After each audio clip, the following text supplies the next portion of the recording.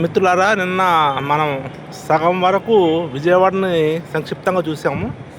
దాంట్లో భాగంగా నిన్న మనము కృష్ణానదిని, తర్వాత కనకదుర్గ టెంపుల్, కనకదుర్గ దేవస్థానం, ఇంద్రకీలాద్రి, అదేవిధంగా గాంధీ కొండ చూసాము. ఇప్పుడు మిగతా భాగాన్ని కూడా మనము ఆకాశ విహారం ద్వారా చూడబోతున్నాము విజయవాడని. ఇదంతా విజయవాడ సిటీ అండి. ఎంత అద్భుతంగా ఉందో చూడండి. వీడియోకి చాలా అద్భుతంగా ఉంటుంది విజయవాడ. సో చుట్టూ కొండలు, తర్వాత అందంగా ఉంటుంది విజయవాడ. అంటే వేడి సమ్మర్ మటుకు అదిరిపోతుంది. కాకపోతే ఒక బ్యూటీ ఏమిటి అంటే, ఎక్కడికన్నా వెళ్ళాలన్నా, ఈ ఊరు వెళ్ళాలన్నా విజయవాడ మంచి సెంట్రల్, రైల్వే సెంటర్లో, సౌత్ ఇండియాకి ముఖద్వారము. రైల్వే స్టేషన్ కూడా మనం ఒకరోజు ఎక్స్ప్లోర్ చేద్దాము. ఇదంతా ఏలూరు బందర్ రోడ్డు, తర్వాత గృహ సముదాయాలండి. ఇదంతా ఇది సున్నాల బట్టి సెంటర్. మీకు ఒక అద్భుతమైనటువంటి విషయం చూపిస్తాను. ఆంధ్రప్రదేశ్లోనే అత్యంత ఎత్తులో పెద్ద స్థాయిలో ఉన్నటువంటి భారీ విగ్రహం అంబేద్కర్ గారిది. ఇదిగోండి, ఇది 206 అడుగులు. చూడండి ఎంత బాగుందో. విజయవాడ వెనక భాగం కనపడుతుంది. ఆయన గుంటూరు వైపు చూస్తూ ఉన్నట్టున్నారు ఆయన, అంబేద్కర్ గారు. ఈ విగ్రహాన్ని ఇది గొప్పతనం ఏమిటంటే, ఇది కాంస్య విగ్రహం అండి. కాంస్యంతో ఉంది. కింద బేస్ వచ్చేసి బేస్మెంట్ కూడా కనపడుతుంది చూడండి, 81 అడుగులు. అది 4 అంతస్తులు ఉంటాయి. అవి ప్రత్యేకంగా దానికోసం ఒక వీడియో చేద్దాము. ప్రస్తుతానికైతే దగ్గర నుండి చూసే అవకాశం లేని వాళ్ళు దూరం నుండి ఎంతో అద్భుతంగా చూడవచ్చు. దగ్గరికి వెళ్ళినా అంత బాగా కనపడదు. మనం ఏరియల్ వ్యూలోనే అంబేద్కర్ గారిని స్పష్టంగా చూడగలుగుతున్నాం. ఇక్కడ చూడండి, అంబేద్కర్ గారిని చూశారు కదా.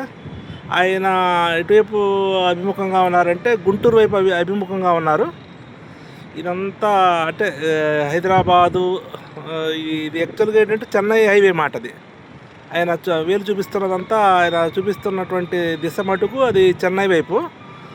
కొద్దిగా చెప్పాలి అంటే పక్కన ఉన్న గుంటూరు కూడా అని చెప్పుకోవచ్చు. కానీ ఆయన విజయవాడకి విజయవాడ ఆయన వెనకాలే ఉంది. అంటే మ్యాక్సిమం చూడండి అలా. కానీ మళ్ళా ఇదిగోండి, చాలా బ్యూటిఫుల్ ప్లేసు.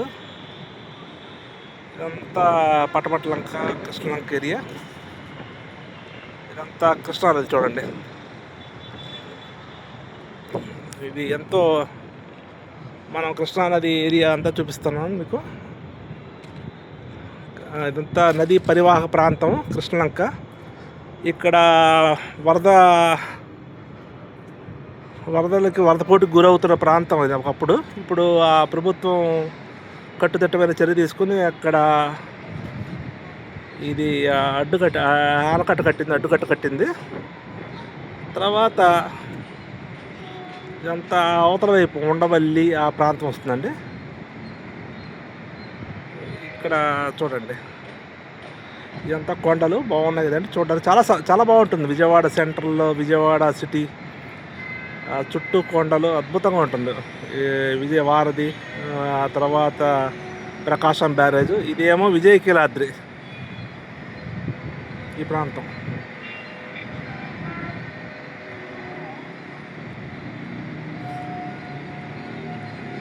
ఇక్కడ విజయకీలాద్రి పైన ఉన్నటువంటి దేవాలయం.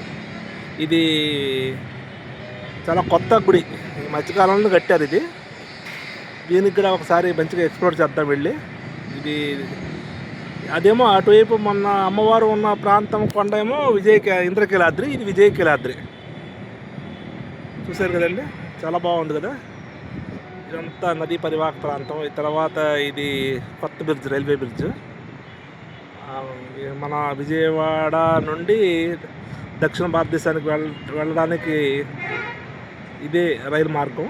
తర్వాత మీకు రోడ్డు మార్గాన్ని కూడా చూపిస్తాను. బ్రిడ్జ్ ఇదిగోండి, ఇది రోడ్డు మార్గం. దీని ద్వారా మనము బస్సులతో కానీ కార్లు వేసుకొని మనం చెన్నై వైపు వెళ్ళచ్చు, దక్షిణ భారతదేశం వైపు వెళ్ళచ్చు.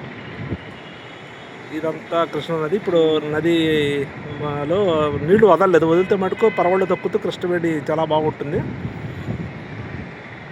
ఈ వీడియోని విజయవాడకు వచ్చిన వాళ్ళు చాలామంది చూసే ఉంటారు. కానీ అంబేద్కర్ గారిని మటుకు చూడాలి అనుకుంటే మటుకు దగ్గరికన్నా స్పష్టంగా మనము ఈ వీడియో ద్వారా చూడొచ్చు. సైడ్ నుండి ఆయన చెన్నై వైపు వేలు చూపిస్తున్నట్టు ఉంది. గుంటూరు కూడా అనుకోవచ్చు. బాగుంది కదండి.